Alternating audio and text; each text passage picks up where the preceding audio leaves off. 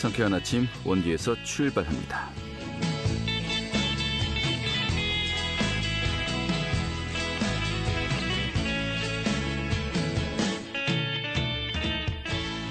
안녕하십니까. 1월 20일 금요일 아침 인사드리겠습니다. 상쾌한 아침 원주에서 출발합니다. 진행이 한태호입니다. 자, 밤새 내렸던 눈비가 대부분 그쳤습니다. 오늘 낮 기온도 영하 1도에 머물 것으로 보이는데요. 자, 이런 가운데 설 연휴 첫날인 내일은 아침 기온이 영하 10도까지 떨어지면서요. 이 한파특보가 확대할 것으로 보입니다. 또 설 명절 대부분 지역에 비나 눈이 내리면서요. 또 설 이후에 올겨울 들어서 최강 한파가 찾아올 것으로 보입니다. 이 귀성운 귀경길 정말 교통안전 유의하셔야 되겠고요. 특히 밤새 내렸던 눈비가 얼어붙으면서 도로 곳곳이 빙판길이 된 곳이 많습니다. 미끄럼 사고 각별히 주의해야 되겠습니다. 자, 오늘 준비한 소식 살펴보도록 하죠. 취재 기자 연결해서 도내 정치 이슈 살펴보도록 하겠고요. 지난 18일 원주 소상공인 종합지원센터가 문을 열었습니다. 오늘 소개해드리겠습니다. 또 영월군에서 배추를 절일 때 썼던 소금물로 제설제를 만들어서 좀 호응을 얻고 있습니다. 그 활용사업 살펴보도록 하죠. 1월 20일 금요일 상쾌한 아침 원주에서 출발하겠습니다.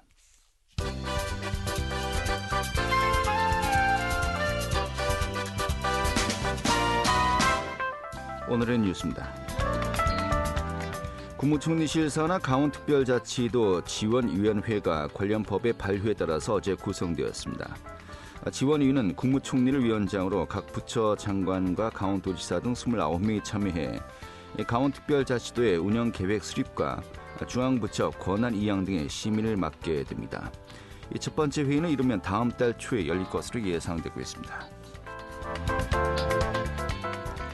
강원도가 초고령 사회로 진입하고 있는 가운데 사회복지비 지출이 도민 1인당 214만 원으로 전국 1위를 기록하는 등 재정 부담이 심화되고 있는 것으로 나타났습니다. 이 지자체는 청년층의 유출과 저출산, 고령화 등 인구 문제가 심각해지면서 이를 해결하기 위해서 사회복지 분야 지출을 꾸준히 늘리고 있는 상황입니다. 교육부가 전국 단위로 신입생들을 모집하는 자율형 사립고등학교의 지역 인재 선발 의무화를 추진하면서 강원도 내 유일한 자사고인 민족사관고등학교가 강원도 학생들을 의무 선발하게 될지 관심이 모아지고 있습니다.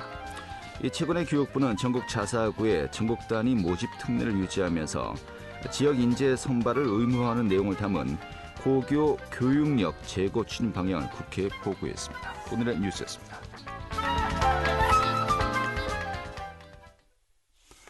네, 도내 정치 이슈 살펴보도록 하겠습니다. 강원일보 정치부 이하늘 기자 연결하도록 하죠. 여보세요? 네, 안녕하세요. 네, 반갑습니다.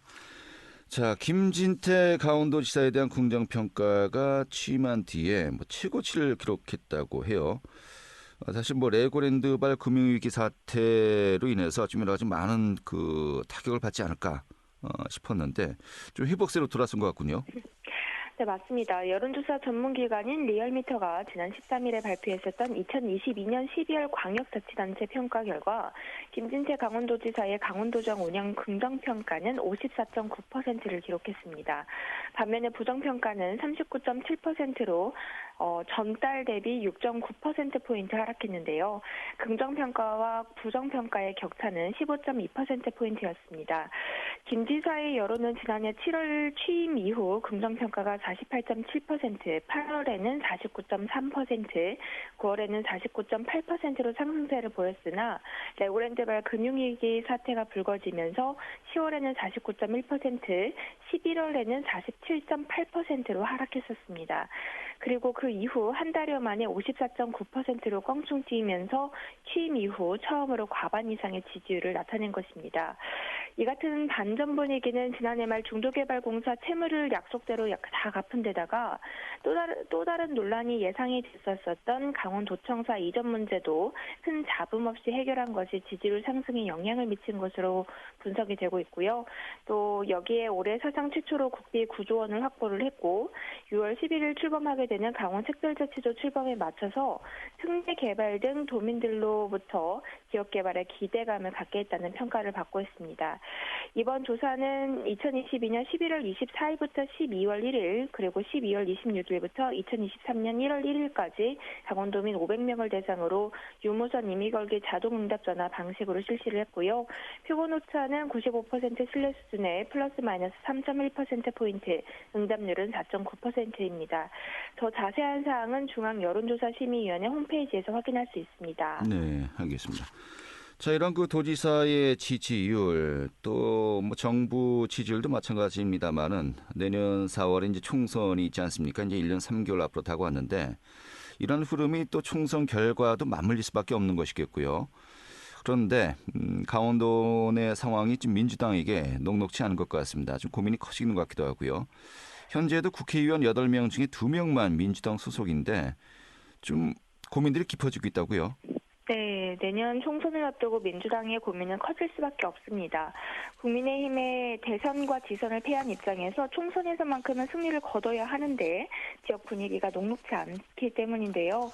더불어민주당 강원도당을 비롯해서 도내 6곳의 원외 지역위원회는 2024년 총선 승리를 목표로 세우고 신년 인사회를 잇따라 열면서 조직 재정비에 돌입했습니다. 원외위원회는 앞서 말씀하셨다시피 재선의 송기현 의원과 초선의 허영 의원의 지역구를 제외한 6곳인데요. 지금 현재 원외 지역위원회별로 총선 출마 예상자는 강릉의 김우영, 배선직, 동해태백 삼척 정선의 한우영, 김동완, 속초인제 고성 양양의 박상진, 이동기, 최상용, 김도균, 그리고 춘천 철원 화천 양구 의뢰, 전성과 유정배, 그리고 이재수, 최문순, 원주 갑에는 원창묵, 여준성, 최석, 최혁진 등 4명이 꼽히고 있습니다. 네, 알겠습니다. 지난 총선에 나왔던 후보군 또는 지방선거에서 단체적으로 출마했던 인물들이 이제 주로 거론되고 있고요. 좀 새로운 인물들은 아직은 없어 보이는군요. 자, 그런데 사실 이쯤 되면은 유력한 후보군들 어떻게 경쟁할 것이다. 대략적인 그 윤곽이 나와야 되는데 홍천, 횡성, 영월, 평창 같은 경우에는 민주당 후보군으로 좀 거론되는 인물이 아직은 없군요. 네, 맞습니다. 민주당에서는 홍천, 횡성, 영월, 평창을 두고도 굉장히 큰 고민을 하는 모습인데요. 국민의힘 유상범 국회의원의 지역구인 홍천, 횡성, 영월, 평창에 내세울 대항마를 아직 착지 못했습니다. 김주환 위원장이 직무대행을 맡으면서 21대 총선 이후 3년 동안 관리형으로 유지되고 있는 조직인데요. 문제는 아직까지 전반적인 정치 지형이 민주당에게 유리하지 않다는 점입니다. 강원도가 윤석열 대통령의 외가라는 점과 또 국민의힘 현역 국회의원들 대다수가 윤 대통령 측근들인 이른바 친윤들의 핵심이라는 점이 민주당으로서는 가장 큰 걸림돌이기도 합니다. 또 기본적으로 강원도가 보수적인 성향이 짙은 곳이 많은 데다가 지난 지방선거에서 춘천과 인제, 정선, 고성 등을 제외하고 나머지 14개 시군에서 지방 권력마저 내주면서 지역의 조직 확보도 수월치 않은 것도 사실이기도 합니다. 네, 그렇군요. 이 격세지감을 느끼게 되는 것 같습니다. 지난 문재인 정부 초기에는 좀 반대 상황이었거든요. 민주당에는 정치 지망생들이 많이 문을 두드리고 국민의힘 계열 이제 정당에는 좀 인물난을 겪는 상황이 이제 연출되었었습니다만은 좀 반대가 되고 있는 것 같기도 하고요. 자, 이렇게 되면 정치 신인들 지금 민주당의 문을 두들기는 것이 좀 여의치 않을 것 같아요.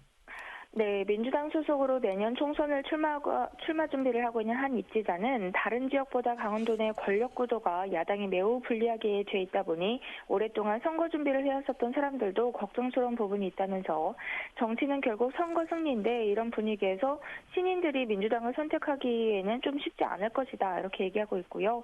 결국에는 인재풀이 좀 더 좁아질 수밖에 없는 셈입니다. 민주당 강원도당 관계자는 경쟁력을 갖춘 새 인물을 발굴하기 위한 시간적인 여유는 아직 있다 이렇게 긍정적으로 내다보고 있는데요. 내년 총선은 윤석열 정부의 중간평가로 치르게 될 테고 국회 권력까지 국민의힘에 넘겨주면 안 되기 때문에 당 지도부에서도 공천과 관련된 많은 고민을 할 것이라고 얘기하고 있습니다. 네, 알겠습니다. 좀 다른 차원에서 좀 짚어볼 인물들이 있죠. 특히 이제 이광재 현 이 국회 사무총장. 사실 아까 그 8명의 강원도 내 국회의원 중에서 2명만 민주당 소속이라고 했지만 원래는 3명이었지 않습니까? 이광재 전 의원이 임기를 채우지 못하고 도지사 선거에 출마했다가 낙선을 하고 그 뒤로 이제 그 국회 사무총장으로 간 겁니다만은 좀 정치 1번진 종로 출마설이 또 슬슬 나오고 있는 것 같아요. 네, 일각에서는 지난해 7월부터 맡아왔었던 국회 사무총장직을 올해 상반기 중에는 내려놓고 본격적인 총선 준비에 뛰어들 것이라는 전망도 나오고 있기 때문에 이광재 총장이 어떤 행보를 이어갈지 정치권의 이목도 집중이 되고 있습니다. 이 총장은 이 같은 설들이 나올 때마다 손사래를 치면서 국회에서 국민의 녹을 먹는 사람으로서 일의 성과를 내는 게 가장 중요하다는 것이 공식적인 입장이지만 사실 여의도에서는 그가 어떤 다른 선택을 하더라도 전혀 이상하지 않다라는 기류가 더 많습니다. 네, 본인은 손사래를 치는데 다른 선택을 해도 전혀 이상하지 않다라는 그 이유가 또 있지 않겠습니까? 어떤 것들이 좀 포인트일까요? 네, 우선은 더불어민주당의 현 상황이기도 한데요. 대선과 지방선거에서 패배한 민주당 입장에서는 내년 총선에서마저 질 경우 상당한 후폭풍에 시달릴 수밖에 없는 만큼 지금 현재 이광재 총장만큼의 인지도와 또 무게감, 능력을 갖춘 사람을 총선에 내보낼 수밖에 없을 것이라는 점이 꼽히고 있고요. 그리고 또 다른 하나는 아무래도 이광재 총장의 개인의 정치적인 미래 때문으로 꼽히고 있습니다. 지난해 민주당 대선 후보 경선에 출마를 했었고 또 지방선거에서도 당을 위해서 강원도지사 선거에 어렵게 나섰었던 그가 다시 정치 일선으로 복귀해서 다음 단계로 도약하기 위해서는 내년 총선 출마가 적기라는 것인데요. 구체적으로 서울 종로에 나설 것이라는 말들이 나오는 것도 이 같은 이유에서입니다. 또 여기에 그의 자택도 지금 현재 종로구에 있고요. 그리고 종로를 지역구로 가지고 있었던 정세균 전 국무총리와도 각별한 사이를 맺고 있습니다. 특히 현재 이광재 총장을 돕고 있는 고병국 비서실장이 정세균 전 국무총리의 이제 그 같은 조직이기도 했고요. 그리고 종로구청장에 도전했었던 전 서울시의원이었다는 점도 이 같은 해석들을 하게 하는 요인으로 꼽히고 있습니다.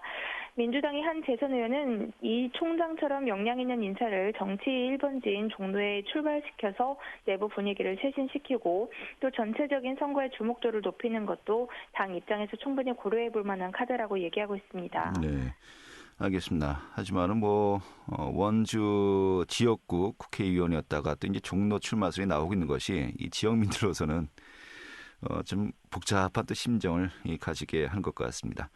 아무튼 정치인들의 정치 생명 다 사라진 것 같다가도 다시 살아나기도 하고 또 이제 한참 전성기인 것 같기도 하는데 나중에 또 큰 타격을 받기도 하고 좀 알 수 없는 것 같기도 하고요. 아무튼 지금은 신중한 입장입니다만은 다음 상황 또 어떻게 전개될지 이건 좀 모를 것 같네요. 네, 그렇습니다. 아직까지는 다음 스텝을 고려를 하고 있지는 않다고 얘기를 하는데요. 하지만 정치인으로서 내년 총선이 1년 앞으로 다가오고 있는데 큰 고민이 없지는 않을 것 같습니다. 네, 알겠습니다. 오늘 이렇게 정리하죠. 잘 들었습니다. 네, 감사합니다. 네, 강오늘일보 정치부 이하늘 기자였습니다.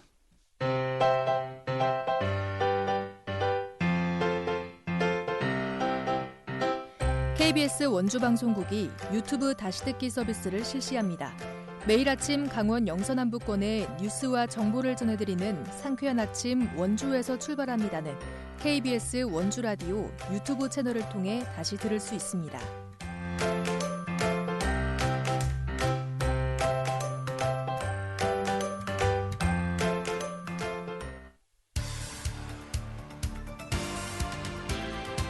알찬 정보, 생생한 현장의 소식을 전해드립니다. 리포터 현장.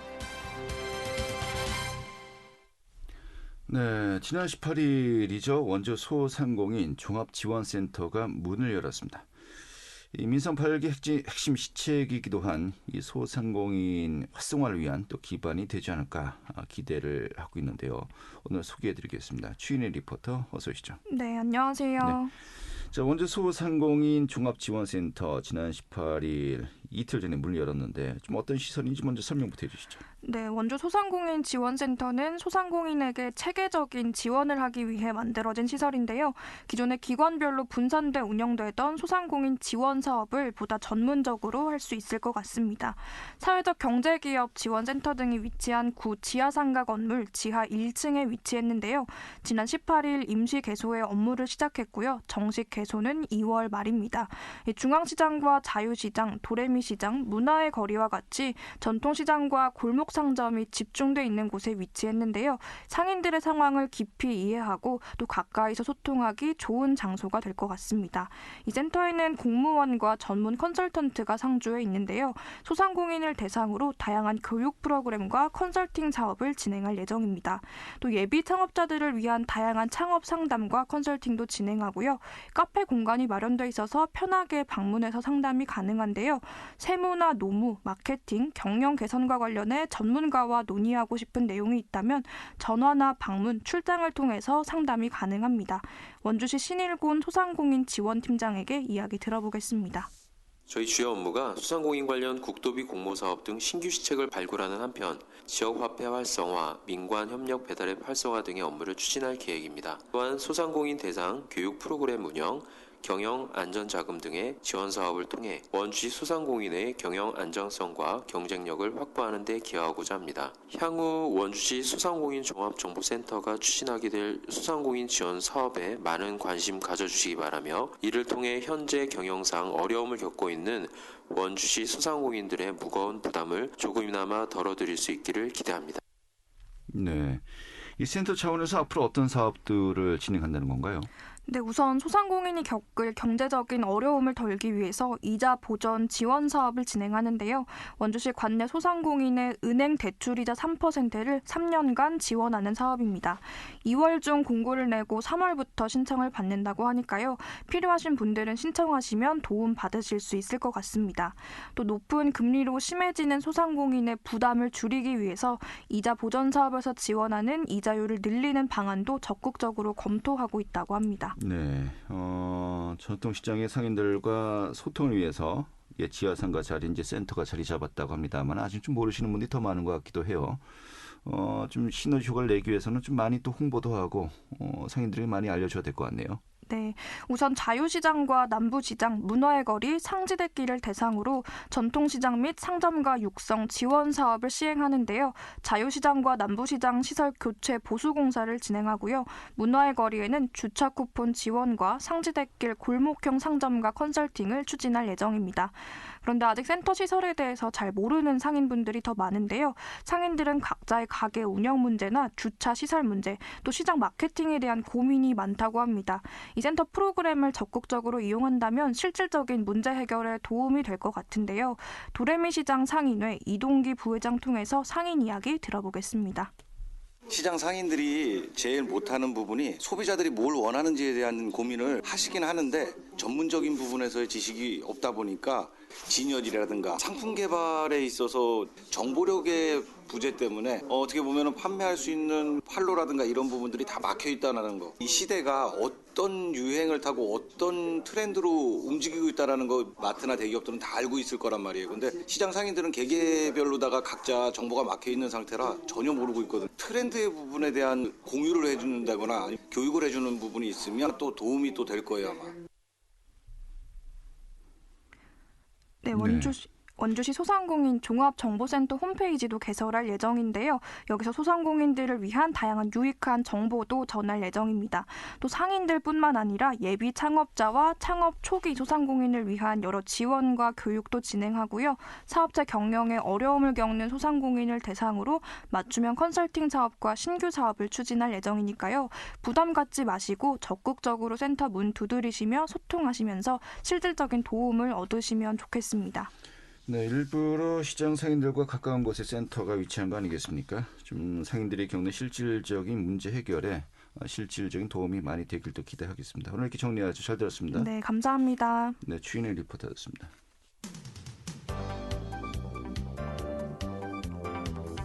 생생한 현장, 유익한 생활 정보를 전해드리겠습니다. KBS 원주 라디오 상쾌한 아침 원주에서 출발합니다를 함께하고 있습니다.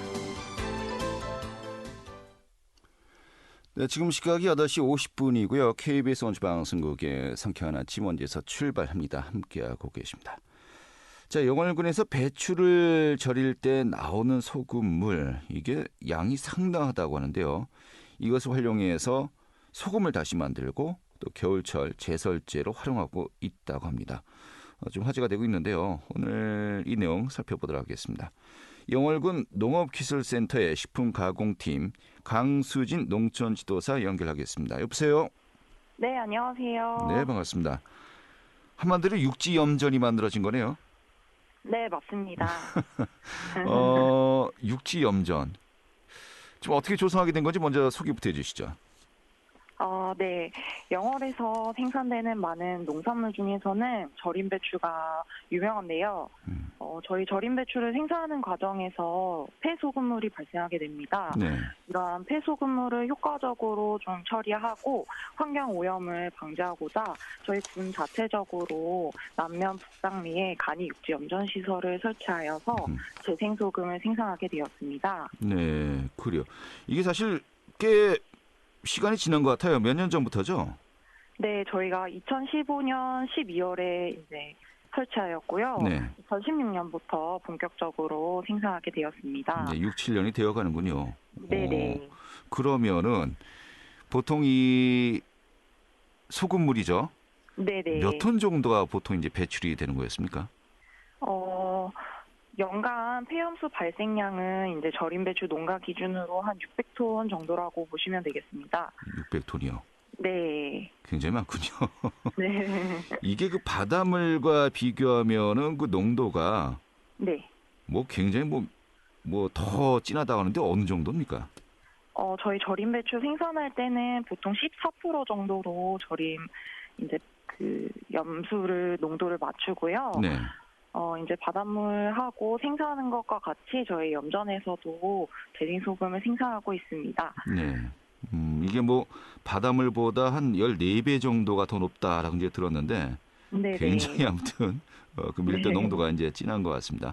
네. 그런데 이게 그 2016년도부터 이런 네네. 그 재활용을 이 염전 시설을 만들었다고 하는데 그럼 그 네. 이전에는 이걸 어떻게 뭐 배출을 그냥 했었나요? 네. 보통 지금도 다른 지자체에서도 이 염수라는 게 이제 정화조나 이렇게 처리하기가 조금 어려운 부분이 많이 있어서요. 물에 네. 많이 희석을 하셔서 그전에는 많이 처리를 하셨다고 제가 알고 있습니다. 네. 네. 뭐 물에 희석해서 배출한다 하더라도 아무튼 그 농도의 염수가 일단은 그냥 배출되는 거지 않습니까? 이 환경 오염 문제도 상당히 심각했겠는데요. 네네, 그렇죠. 요게 합해수로 들어갔을 때는 어쩌면 이제 그냥 물보다는 알칼리이기 때문에 하천에도 이제 좋지 않은 영향을 많이 미칠 수는 있겠죠. 네. 그래서 저희가 군 자체적으로 이런 거를 미리 기반을 조성하고 조금 지원하고자 이런 시설을 설치하여서 운영하고 있습니다. 네. 자, 네. 그러면은 염수가 이제 600톤 네. 정도 이제 만들어지는 것인데 이걸 이제 네. 소금으로 재활용하는 거 아니겠습니까? 뭐 네네. 어떤 과정을 거쳐서 이제 소금으로 이제 만들 수 있는 건가요? 네, 저희가 이 폐염수도 바닷물과 거의 농도만 다를 뿐이지 동일하다고 보시면 되고요. 네. 기존 천일염가 생산하는 것과 동일하게 저희가 수거를 해서 염전 시설에 이제 담수하여서 이제 수분을 증발시켜서 이제 남은 소금을 생산한다고 보시면 될 것 같습니다. 네. 그렇다면 지금까지 생산된 소금의 량 어느 정도입니까? 네, 2016년도부터 저희가 약 230톤 정도 재생소금을 생산했고요. 네. 저희 재생소금 이제 겨울철에 제설제로 저희 국민분들에게 무료로 공급하고 있습니다. 네. 1년에 한 뭐 40톤 가까이 생산되는 것 같아요. 네네, 거의 40톤에서 40, 50톤 정도라고 보시면 될 것 같습니다. 예. 식용으로는 절대 쓰면 안 되겠죠? 네네, 저희 이제 배추 절임물이다 보니까 절대 드시면 안 된다고 보시면 됩니다. 예, 알겠습니다. 그 영월 지역에도 사실 이제 눈이 와서 좀 도로에 불편을 겪는 지역이 많이 있지 않습니까? 그렇다면 네. 이것을 지금 눈이 왔을 때 활용한다는 것인데 실제로 좀 도움이 많이 되고 있나요? 어떻습니까? 네, 작년하고 올해 경우에 한파와 저희 그 대설로 제설제 수요가 굉장히 많았는데요. 네. 저희 주민분들께서도 빙판길이나 제설에 많이 도움이 되었다고 저희한테 전해주셔서 굉장히 뿌듯함을 느끼고 있었습니다. 그래요. 네. 우리가 사실 그 눈이 왔을 때 사용하는 제설제 이게 뭐 좀 예산을 투입해서 좀 마련하려면 이게 만만치 않은 것으로 알고 있는데 이 네. 제설제도 주 성분이 이제 염화나트륨 아니겠습니까? 소금 성분인데 네네. 뭐 바로 그런 부분에서 또 착안이 한 것 같기도 하고요.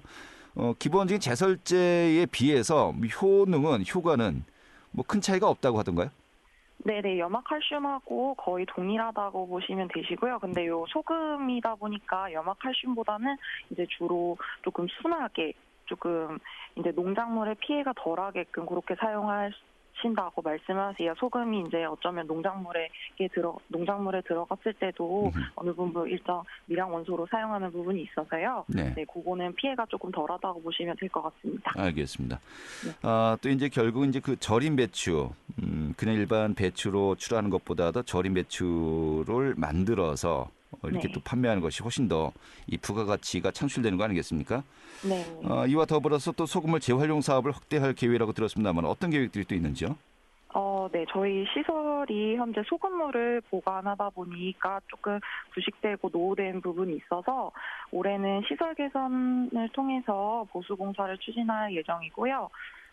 그리고 저희가 절임 배추 관련해서도 많이 보조 사업이나 그 절임 배추 이제 생산하시는 분들에게 지원을 많이 하려고 하고 있기 때문에 많은 신청해 주시면 감사하겠습니다. 네, 알겠습니다. 사실 그 다른 지자체에서는 이런 또 절임 배추 사업 많이 하고 있습니다만은 아직까지는 이런 그 시스템을 활용하는 것이 그렇게 많지는 않은 것 같아요. 네, 그렇죠. 지금 현재 이런 염전 시설을 가지고 있는 데는 전국에 괴산하고 저희 영월이라고 보시면 될 것 같습니다. 네. 이 사업을 들어보니까 환경 보호도 하고 네.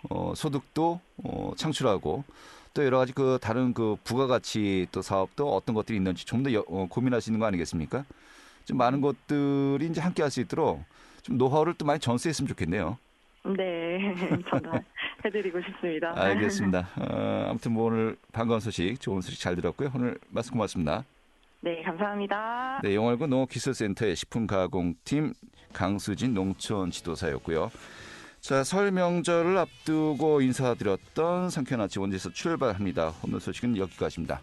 자, 앞서 이야기했습니다만 이번 설 연휴 동안에 매서운 한파 또 눈비 소식이 계속 있겠네요. 교통안전에 유의하시고 건강 조심하시고 저는 다음 주 수요일에 다시 인사드리겠습니다. 고맙습니다.